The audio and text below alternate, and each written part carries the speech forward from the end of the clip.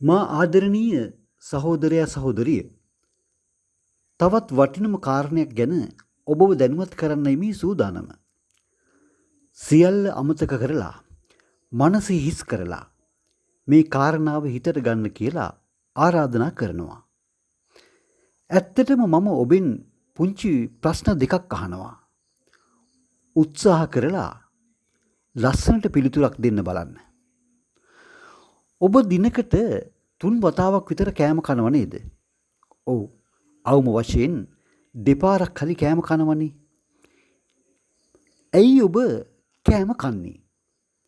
කෙටි පිළිතුරක් දෙන්න බලන්න. ඔබ කියයි බඩගින්නට කෑම කනවා සහ ජීවත් වෙන්න ඕන නිසා ශරීර ශක්තිය ලබා ගන්න කෑම කනවා කියලා.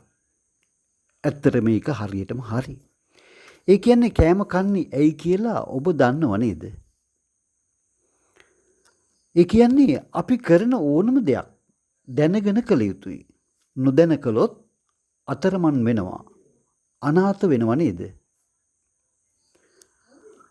අපි කරන දේ මොකක්ද? යන තැන කොතනද ආදී වශයෙන් දැනගෙන කළ යුතුයි. ඒ ගැන නොදැන සිටින කෙනා මානසික රෝගියෙක්. එහෙම නැත්නම් පිස්සෙක්. එහෙම නේද? ඒකනේ පිස්සට හැතක්ම නෑ කියන්නේ. ඒ අය කරන්නේ මොකක්ද යන්නේ කොහෙද කියලා දන්නේ නෑ.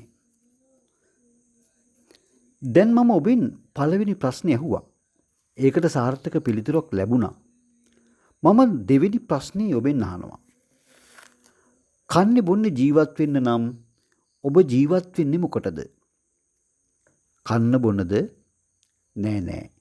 ඒක නෙවෙයි. ඒකටත් එකම එක උත්තරයක් තිබෙනවා. ඉදිරියේදී ඒ ගැන කියා දෙන්නම්. ජීවත් වීමත් එක්තරා පිස්සුවක් කියලා හිතෙනවද? ඇයි? ජීවත් වෙන්නේ මොකටද කියලා දන්නේ නැහැ කියන්නේ මේක අපි නොදැන යන ගමනක්. දන්නේ නැතුව යන ගමනක්. ඒක හරියට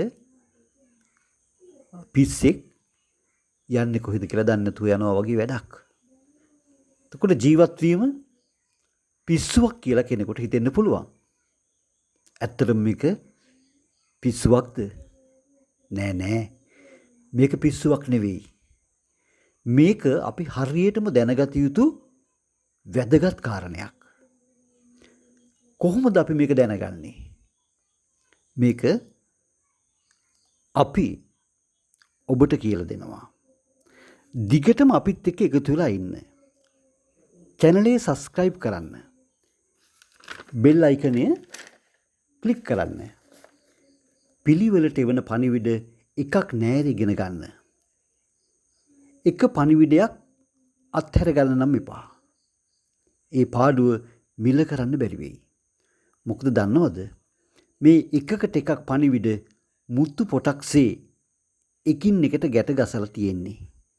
ඒ නිසා පිළිවෙලට ඉගෙන ගන්න.